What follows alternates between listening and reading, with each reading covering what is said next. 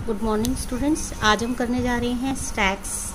ठीक है, तो स्टैक्स एक अनदर डाटा स्ट्रक्चर है जिसमें हम लोग डाटा को लास्ट इन फर्स्ट आउट के वे से स्टोर कर सकते हैं। लास्ट इन फर्स्ट आउट का मतलब क्या है? जो सबसे लास्ट में हम डाटा डालेंगे वो सबसे पहले हम निकालेंगे। ठीक है, तो ऐसा डाटा स्ट्रक्चर कहाँ यूज़ होता है, इस तरीके का डाटा प्रोसेसर उसको कैसे यूज़ करता है वो हम इस चैप्टर में पढ़ेंगे। ठीक है, तो स्टैक क्या है? Stack is the collection of elements in which all insertions and deletions are made at one end called the top.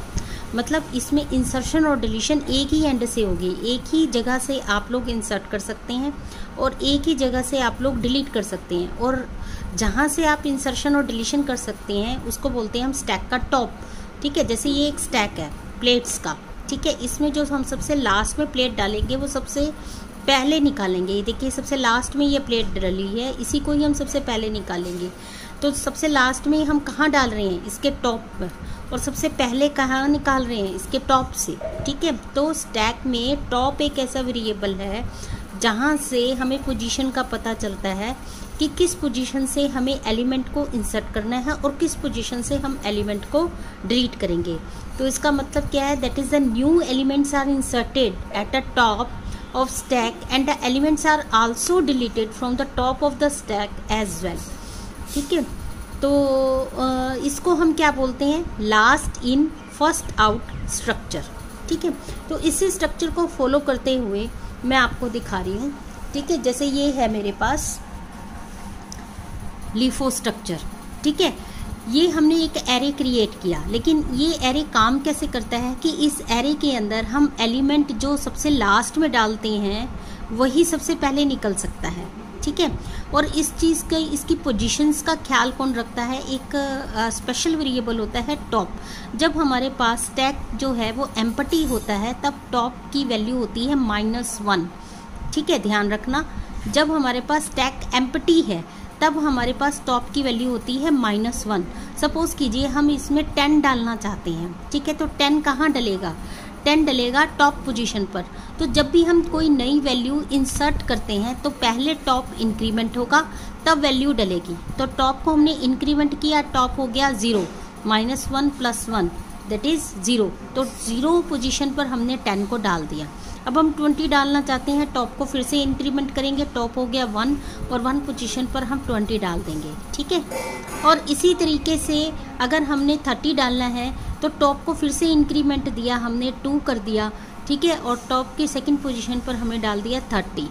और जब हम लोग टॉप को इंक्रीमेंट करेंगे थर्ड पोजीशन के लिए तो वैल्यू डालेगी 40। तो यहाँ पर अगर हमने 4 एलिमेंट का एक एरे लिया है तो 4 के 4 एलिमेंट्स आपके यहाँ फिल हो गए हैं। टॉप की पोजीशन है 3 इस वक्त, और अगर हम इसमें से डिलीट करते हैं वैल्यू तो सबसे पहले 40 ही निकलेगी, यानी टॉप की पोजीशन से हम वैल्यू को निकाल सकते हैं। सपोज कीजिए मुझे 20 डिलीट करना है, तो 20 डिलीट करने के लिए फर्स्ट ऑफ ऑल आपको पहले टॉप 3 पोजीशन से 40 निकालना पड़ेगा, फिर टॉप की वैल्यू डिक्रीमेंट हो जाएगी, फिर टॉप की वैल्यू रहेगी 2। ठीक है ना, तो सेकंड पोजीशन से हम लोग 30 को निकालेंगे, फिर से टॉप को डिक्रीमेंट करेंगे, टॉप रहेगा 1, फिर हम निकालेंगे 20 को बाहर। ठीक है, तो जब हम 20 को बाहर निकालेंगे तो टॉप की वैल्यू क्या हो जाएगी? 0। अब जब हमने 20 को निकाल दिया तो 30 और 40 को फिर से पुश करना पड़ेगा हमें अंदर, क्योंकि हमने मिडल एलिमेंट की वैल्यू को निकालना था। तो पुश करने के लिए यानी इंसर्ट करने के लिए हम फिर से टॉप को इंक्रीमेंट करेंगे, तो टॉप रहेगा 1, तो 1 पोजीशन पर आ जाएगा 30। फिर से टॉप इंक्रीमेंट करेंगे 2, तो टॉप 2 पोजीशन पर आ जाएगा 40। ये हमारे पास बनेगा, दैट इज़ पिक्चर। ये रहेगी 0, 0 पोजीशन पर 10, 1 वैल्यू को हमने डिलीट कर दिया, 1 पर रहेगा 30 और 2 पर रहेगा हमारे पास 40। इस तरीके से हम अगर बीच की वैल्यू को डिलीट करना चाहते हैं तो हमें पहले टॉप की वैल्यू को डिलीट करना पड़ेगा, रिमूव करना पड़ेगा फ्रॉम द स्टैक। ठीक है, तो ये जो इंसर्शन कर रहे हैं हम, डिलीशन कर रहे हैं एलिमेंट का स्टैक से, इसको हम लोग जो है वो 2 नेम से जानते हैं। इंसर्शन को हम बोलते हैं पुश और रिमूवल ऑफ एन आइटम को हम बोलते हैं पॉप। तो हमारे पास बेसिकली स्टैक के 2 ऑपरेशन है, पुश एंड पॉप। ठीक है, किसी भी स्टैक के लिए हमारे पास 3 चीज़ें ज़रूरी हैं। पहला, जब स्टैक क्रिएट होता है यानी जब स्टैक एम्प्टी होता है तो टॉप की वैल्यू -1 होनी चाहिए। जब हमारा जो स्टैक है, जब हम उसमें वैल्यू को पुश करना चाहते हैं तो हमें ओवरफ्लो चेक करना पड़ता है। ओवरफ्लो चेक करने का मतलब क्या है कि क्या एरेज की सारी वैल्यूज़ फिल हो चुकी हैं। अगर सारी वैल्यूज़ फिल हो चुकी हैं तो इसका मतलब आपका स्टैक ओवरफ्लो है। अगर हम इस कंडीशन में देखें यहाँ पर इस फिगर में, तो इसमें चारों एलिमेंट्स आपके भर चुके हैं। एरे का साइज़ था 4, हमने चारों के चारों एलिमेंट डाल दिए। अब अगर हम अनदर एलिमेंट डालना चाहते हैं 50, तो हमें चेक करना पड़ेगा कि क्या वो ओवरफ्लो हो चुका है। तो ओवरफ्लो चेक करने के लिए हम क्या करेंगे कि क्या टॉप की पोजीशन n के इक्वल है। n है अगर 4, तो c में हम क्या लेते हैं, n is equal to n-1। तो क्या हमारी टॉप की पोजीशन n-1 के इक्वल है। अगर n-1 के इक्वल है तो इट मीन्स स्टैक ओवरफ्लो है। ठीक है। इसी तरीके से जब हम लोग पॉप करते हैं यानी रिमूवल करते हैं आइटम का, तो हम चेक करते हैं कि क्या स्टैक अंडरफ्लो है। अंडरफ्लो का मतलब क्या है कि कोई ऐसी वैल्यू जिसमें आपके जो स्टैक में अवेलेबल ही नहीं है और हम डिलीट करना चाहते हैं, पॉप करना चाहते हैं। तो ये देखिए, ये केस ये रहेगा। इस केस में टॉप की वैल्यू क्या रहेगी, -1। ठीक है, एक भी एलिमेंट नहीं है पॉप करने के लिए। अगर आप पॉप करने के लिए कहते हैं तो हमें पहले अंडरफ्लो चेक करना पड़ता है। और अंडरफ्लो कैसे चेक करेंगे कि अगर टॉप की वैल्यू -1 है तो अंडरफ्लो है। ठीक है, तो देखिए 3 चीज़ें हम देखेंगे। अगर टॉप की वैल्यू -1 है तो इसका मतलब स्टैक एम्प्टी है यानी अंडरफ्लो कंडीशन है। अगर टॉप की वैल्यू इक्वल टू साइज -1 है तो इसका मतलब स्टैक जो है वो ओवरफ्लो है।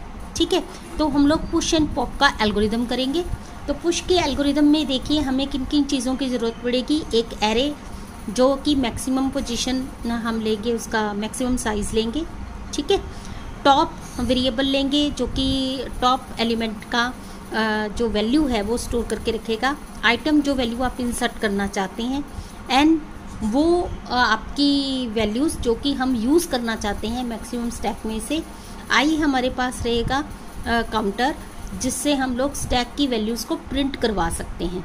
ठीक है, तो ये चीज़ें ज़रूरी हैं। तो सबसे पहले हम करेंगे स्टार्ट, डिक्लेयर करेंगे सारे वेरिएबल्स। हमने डिक्लेयर कर लिए, यहाँ पर n को एक्सेप्ट करवा लिया। देखिए जब स्टैक एम्प्टी होता है इनिशियली, तो उस वक्त टॉप की वैल्यू क्या रहेगी, -1। तो हमने 4th स्टेप में टॉप की वैल्यू -1 कर दी। अब हमें नई वैल्यू को जो है वो इंसर्ट करवाना है, पुश करवाना है स्टैक के अंदर। तो हमें उस आइटम को कीबोर्ड से एक्सेप्ट करवाना पड़ेगा। हमने एक्सेप्ट करवा लिया। ठीक है, अब हमने ये कहा था कि जब भी हम पुश करेंगे तब हम ओवरफ्लो चेक करेंगे। तो ओवरफ्लो कैसे चेक करेंगे कि अगर टॉप की वैल्यू आपकी equal to not equal to n-1 है। देखिए अगर हम C में करते हैं तो n-1 लिखेंगे, लेकिन अगर हम C में नहीं कर रहे एल्गोरिथम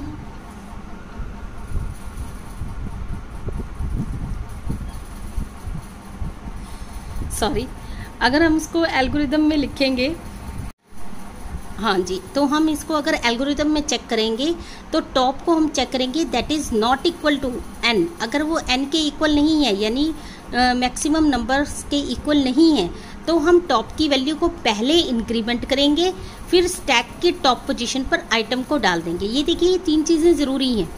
पहले हमने ओवरफ्लो कंडीशन चेक की, that should not be equal to n। अगर वो नहीं है तो टॉप को इंक्रीमेंट करेंगे पहले और फिर स्टैक के टॉप में वैल्यू को डलवाएंगे। अगर वो इक्वल टू n हो जाती है तो हम क्या करेंगे, हम डिस्प्ले करेंगे स्टैक इज ओवरफ्लो। ठीक है, तो देखिए हम पुश करके देखते हैं। हमने 3 लिए वैल्यूज। एरे की वैल्यू हमने ले ली 3, यानी n की वैल्यू हमने ले ली 3। ठीक है, तो इनिशियली टॉप की वैल्यू थी -1। ठीक है, अब हमने क्या किया, एक आइटम एक्सेप्ट करवाई 10। ठीक है, तो 10 आइटम एक्सेप्ट करवाने के बाद हम चेक करेंगे कि क्या टॉप जो है वो नॉट इक्वल टू, यहाँ पर नॉट इक्वल टू लिख दीजिए आप। ठीक है, लेस देन की ज़रूरत ही नहीं है, नॉट इक्वल टू n। क्या -1 नॉट इक्वल टू 3 है, नो। ठीक है, अगर -1 नॉट इक्वल टू 3 नहीं है तो इसका मतलब ओवरफ्लो नहीं है, हम पुश कर सकते हैं। तो पुश करने के लिए हम स्टैक की टॉप पोजीशन पर वैल्यू को डालेंगे। तो उससे पहले हम टॉप को क्या करेंगे, इंक्रीमेंट। टॉप को हमने इंक्रीमेंट कर लिया, टॉप हो गया 0, तो हमने 0 पोजीशन पर, स्टैक के 0 पोजीशन पर आइटम को डाल दिया। तो हमारे पास स्टेटमेंट क्या रहेगी कि stack top is equal to item. तो टॉप में है 0, तो स्टैक 0 में हम लोग आइटम डाल देंगे, दैट इज 10। तो 10 किस में चली जाएगी, स्टैक 0। इसी तरीके से हम 20 को डालेंगे और 30 को डालेंगे। तो जब 30 डल जाएगा तो टॉप की वैल्यू क्या रहेगी, 2। क्लियर। तो ये था पुश। पॉप में हम क्या करेंगे, पॉप का एल्गोरिदम में हम लोग अंडरफ्लो कंडीशन को चेक करेंगे और एक हमें टेम्परेरी वेरिएबल चाहिए जिसमें हम वैल्यू को स्टोर कर सकते हैं स्टैक की टॉप पोजीशन से। ठीक है, उसी तरीके से हम स्टार्ट करेंगे। मैक्सिमम जितनी आपने वैल्यूज़ लेनी है, यूज़ करनी है, वो हम n में डालेंगे। अंडरफ्लो कंडीशन चेक करने के लिए हम चेक करेंगे कि क्या टॉप -1 के इक्वल है। अगर टॉप -1 के इक्वल है तो अंडरफ्लो, यानी कोई भी वैल्यू नहीं है जिसको हम लोग रिमूव कर सकें। अगर आपकी टॉप की वैल्यू -1 नहीं है तो टेम्परेरी में हम स्टैक टॉप की वैल्यू को डाल देंगे और टॉप की वैल्यू को डिक्रीमेंट कर देंगे। ध्यान रखना, पुश में पहले टॉप इंक्रीमेंट होगा, फिर स्टैक टॉप में वैल्यू डलेगी, और पॉप में पहले हम टेम्परेरी के अंदर वैल्यू डाल देंगे और फिर टॉप डिक्रीमेंट हो जाएगा। तो देखिए टेम्परेरी वेरिएबल में हमने स्टैक टॉप को डाल दिया और टॉप डिक्रीमेंट हो गया। यहाँ से देखिए हमने 30 को निकालना है। तो 30 को निकालने के लिए पहले हमने चेक किया, टॉप की पोजीशन थी हमारे पास, यहाँ पर देखिए टॉप की पोजीशन थी हमारे पास 2। ठीक है, 2 क्या इक्वल टू 1 है, -1 है, नो, तो इसका मतलब हम रिमूव कर सकते हैं। तो स्टैक टॉप की पोजीशन है 2, तो स्टैक 2 से पर जो भी वैल्यू होगी वो कहाँ चली जाएगी, टेम्परेरी में। तो 30 किस में चला गया, टेम्परेरी में। टॉप को डिक्रीमेंट कर दिया, टॉप आ गया हमारे पास 1। अगर हम फिर से पॉप करना चाहते हैं तो स्टैक 1 पोजीशन से टेम्परेरी में चला जाएगा। ठीक है, फिर उसके बाद यानी 20 चला गया। ठीक है, जब 20 चला गया हमारे पास 10 रह गया, टॉप डिक्रीमेंट हो गया, टॉप की पोजीशन हो गई हमारे पास 0। ठीक है, फिर से हम ऊपर के हम फिर से पॉप करना चाहते हैं तो टॉप की वैल्यू चेक हुई कि 0 इज इक्वल टू -1, नो। तो अंडरफ्लो की कंडीशन अभी भी नहीं आई, तो हम स्टैक 0 वाली वैल्यू यानी 10 को हमने टेम्परेरी में डाल लिया और टॉप को डिक्रीमेंट कर लिया। टॉप हो गया -1, तो -1 का मतलब क्या है, now the stack is empty. इसका मतलब ये है कि अंडरफ्लो कंडीशन आ चुकी है। तो ये हमारे पास 2 ऑपरेशंस थे, पुश एंड पॉप। ठीक है, तो अब इसके प्रोग्राम को करने के लिए हम क्या करेंगे वो देखिए। ठीक है, प्रोग्राम लिखने के लिए हमने क्या किया, standard input output header file ली, conio.h हेडर फाइल ली और मैक्सिमम वेरिएबल ले लिया 100 का। ठीक है, ऐसे ही जैसे हमने स्टैक मैक्स लिया था, एक एरे क्रिएट कर लिया जिसका नाम स्टैक है। n जो इस मैक्सिमम में से नंबर हम यूज़ करना चाहते हैं। टॉप हमें चाहिए आपके टॉप वैल्यू के लिए, जो कि आपका ध्यान रखेगा कि स्टैक की पोजीशन क्या है जहाँ पर हम वैल्यू को रिमूव कर सकते हैं या फिर इंसर्ट कर सकते हैं। आइटम जो हम नई वैल्यू इंसर्ट करना चाहते हैं। टेम्परेरी जिसमें हम रिमूवल के बाद वैल्यू को रखेंगे। आई हमें काउंटर चाहिए जिसमें हम स्टैक की वैल्यू को प्रिंट करवा सकते हैं। आंसर और चॉइस हमने 2 वेरिएबल यहाँ पर लिए हैं, वो मैं आपको बताऊंगी क्यों लिए हैं हमने, क्योंकि हम लोग ये मेन्यू ड्राइवन प्रोग्राम बना रहे हैं, इसलिए मैंने आंसर और चॉइस 2 लिए हैं। तो सबसे पहले हमें स्टैक में से कितनी नंबर्स को यूज़ करना है मैक्सिमम स्टैक में से, वो हम डलवा लेंगे n के अंदर। ठीक है, तो जैसे हमने पीछे किया था तो n के अंदर हम लोग क्या डलवा दिया हमने, 3। ठीक है, तो n के अंदर मैंने डलवा दिया 3। ठीक है, फिर उसके बाद मैंने टॉप की वैल्यू को -1 के इक्वल सेट कर लिया। इसका मतलब क्या है कि अभी टॉप जो है वो आपका स्टैक जो है वो एम्प्टी है। ठीक है, -1 का मतलब क्या है कि स्टैक अभी एम्प्टी है, तो हम उसमें वैल्यूज़ को डालना चाहते हैं। तो वैल्यूज़ को डालने के लिए हम एक मेन्यू ड्राइवन प्रोग्राम बनाएंगे और उसके लिए हम जिस लूप का यूज़ करेंगे वो है डू वाइल।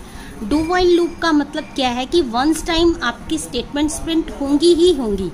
ठीक है, तो मैं उसको मेन्यू ड्राइवन कैसे शो करना चाहती हूँ, इस तरीके से शो करना चाहती हूँ कि अगर मैं 1 प्रेस करूँ तो पुश वाला ऑपरेशन चले, 2 प्रेस करूँ तो पॉप वाला, 3 प्रेस करूँ तो डिस्प्ले वाला और 4 प्रेस करूँ तो एग्जिट हो जाए और अपनी चॉइस एंटर करवाऊँ।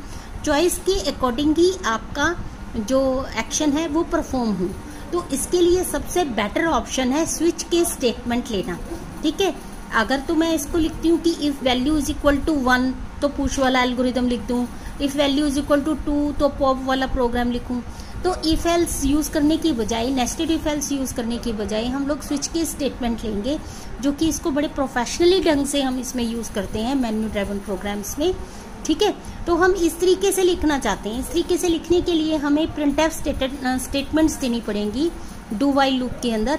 तो मैंने प्रिंटफ स्टेटमेंट दी, देखिए यहाँ पर printf number 1 push, printf number 2 pop, printf number 3 display, printf number 4 exit, printf enter your choice. और चॉइस मैंने गेट करवा ली, ये जो वेरिएबल लिया था हमने चॉइस, इसके अंदर। ठीक है, इसके अंदर वैल्यू गेट करवा ली।